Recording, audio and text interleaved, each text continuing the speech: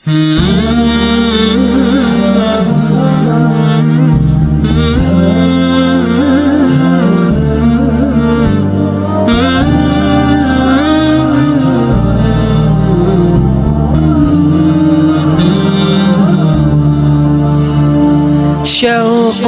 في الأعماق تنامى ولتلك الأيام تسامى رمضان إليك قد اشتقنا تملأنا حبا وسلاما تملأنا حبا وسلاما.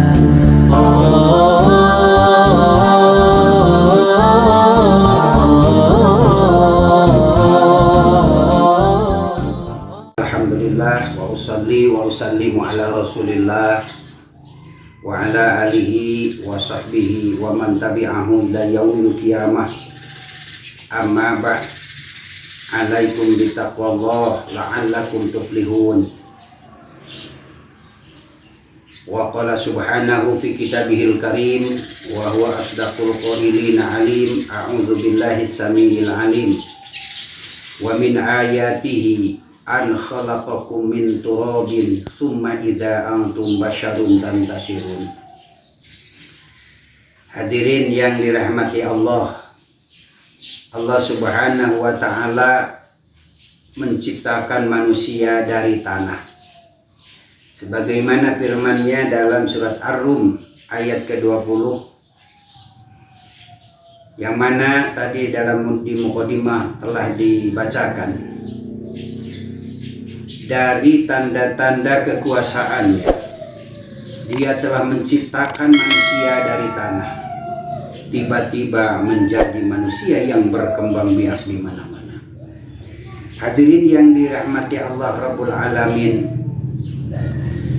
sesungguhnya manusia dari mulai masyrik sampai maghrib, dari Sabang sampai Merauke, itu diciptakan semuanya dari tanah.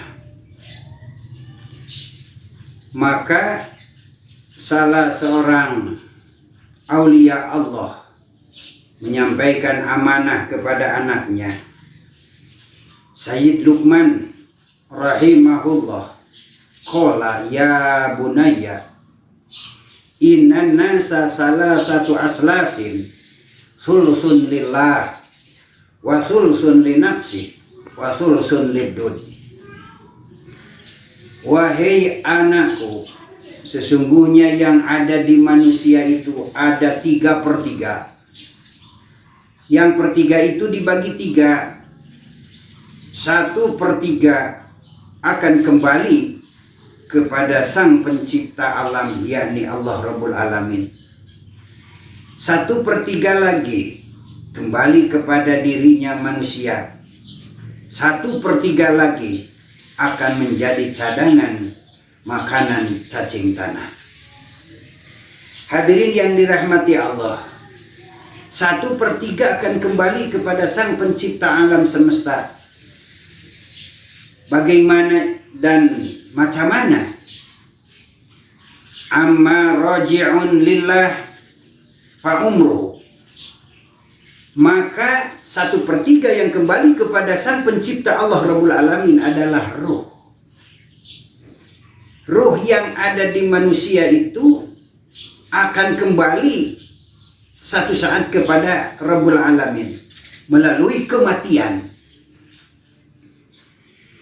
Jika kematian telah tiba kepada manusia, maka 1/3 kembali kepada Allah yang dinamakan ruh. Setelah itu manusia mati. Maka jelas seluruh manusia dimanapun berada, apapun pekerjaannya, siapapun namanya, bahkan di negeri manapun adanya, akan mengalami kematian. Setelah mati, maka semua akan putus. Sabda Nabi, idza mata ibnu adama in qata'a amaluhu. Jika ibnu Adam mati maka putuslah seluruh amalia. Walaupun keadaan di dunia manusia itu cukup dengan ilmunya dinamakan orang pintar, setelah mati hilang kepintarannya. Kemudian manusia itu dianugerah harta dan kekayaan, setelah mati maka hilanglah harta dan kekayaan. Kemudian manusia itu dianugerah jabatan yang tinggi, setelah datangnya kematian maka anugerah jabatan yang tinggi itu akan hilang. Maka jelas salah satu ulama menjelaskan manusia itu awalnya dari nutfah. Awaluhu nutfatun wa akhiruhu jifatun. Awalnya manusia diciptakan dari benda, satu benda yang hina. Kemudian akhirnya manusia menjadi jipah, adalah bangkai.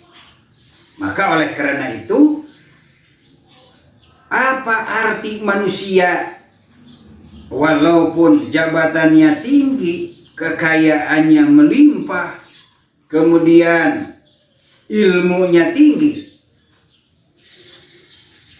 jika tidak ada amal untuk bekal hidupnya nanti? Sebab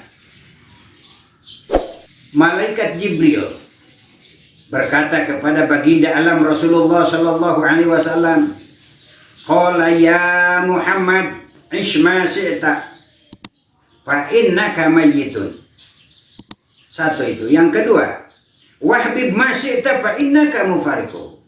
Yang ketiga, wa'mal ma syi'ta fa innaka majiyun bi. Wahai Muhammad, kata malaikat Jibril, hiduplah kamu di dunia, tapi hati-hati. Setelah hidup akan datang kematian. Dalam arti akan mati.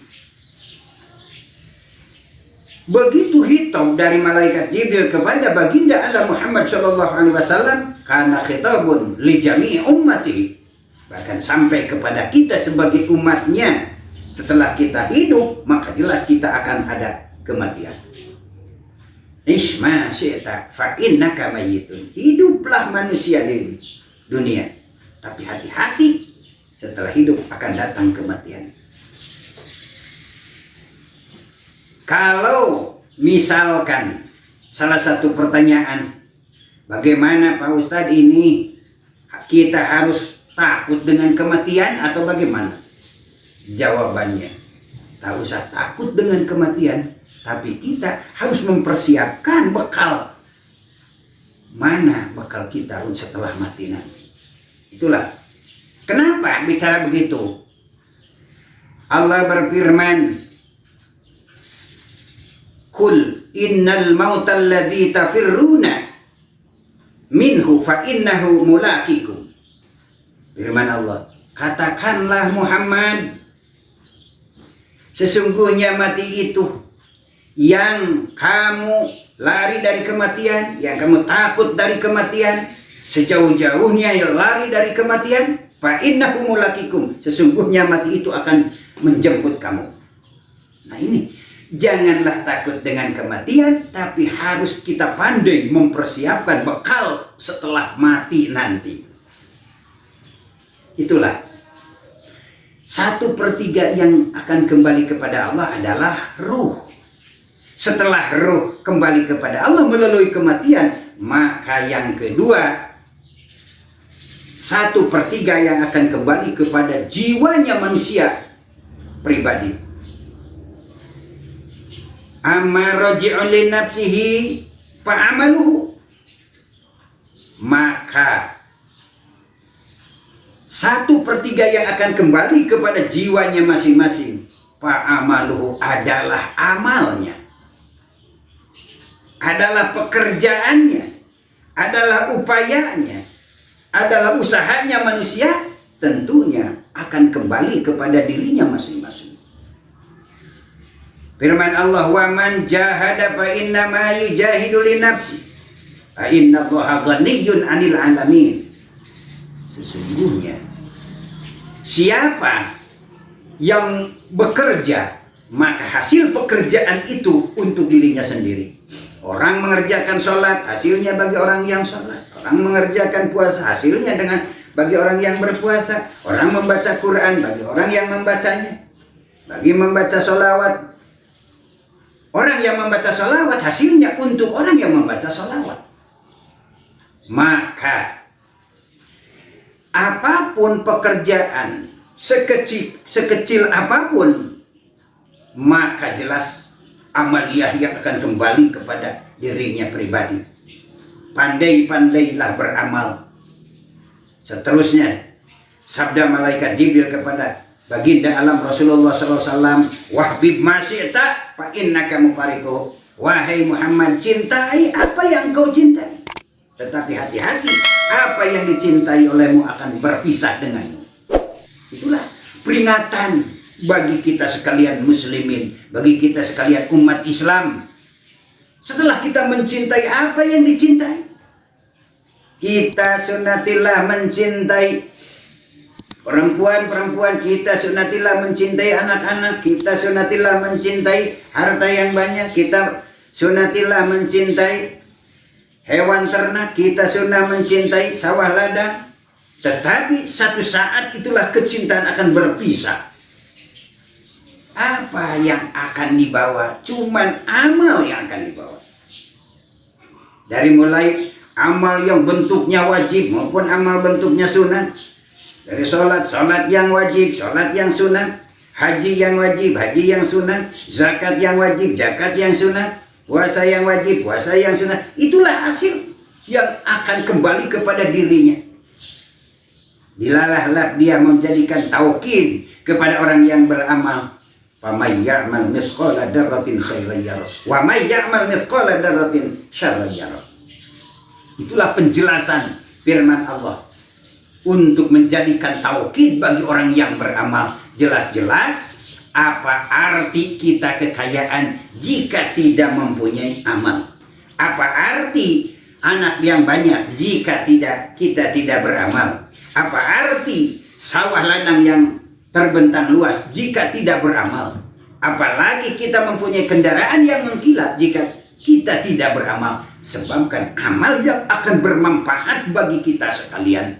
Begitu nanti yang 1/3 kembali kepada Sang Pencipta Allah Rabbul Alamin, yang 1/3 kembali kepada jiwanya pribadi masing-masing, yang terakhir ketiganya adalah jasad.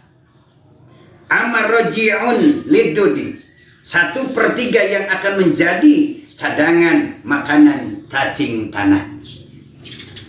Jiwa raga kita dari ujung rambut sampai ujung kaki yang dipelihara dengan harga yang mahal, maka jelas setelah ruh kembali kepada Allah, amal kembali kepada masing-masing jiwanya, maka jasadnya akan menjadi cadangan makanan cacing tanah. Oleh karena itu, dengan ayat tersebut tadi, dengan hadis yang dibacakan tadi, jelas-jelas apa arti kita mempunyai jabatan yang tinggi, tidak punya amal soleh. Apa artinya punya kekayaan yang melimpah jika tidak mempunyai amal untuk bekal? Sebab itulah yang akan menjadi sahabat kita yang abadi, menjadi bekal kita yang utama, menguntungkan kita dari dunia sampai akhirat adalah amal. Oleh karena itu mudah-mudahan kita hidup di dunia ini, mengisi alam mutaghayyir ini, diberi imkan oleh Sang Pencipta alam, kita mampu beramal. Diterutamakan sekarang di akhir asrul awakhir melaksanakan amaliyah yang dinamakan amal berpuasa. Mudah-mudahan kita akhir bulan ini kita diberikan ampunan dari Allah Rabbul Alamin. Allahumma amin ya Allah ya Rabbal Alamin. Walillahil muwaffiq ila aqwamit thoriq. Akhirul kalam. Assalamualaikum warahmatullahi wabarakatuh.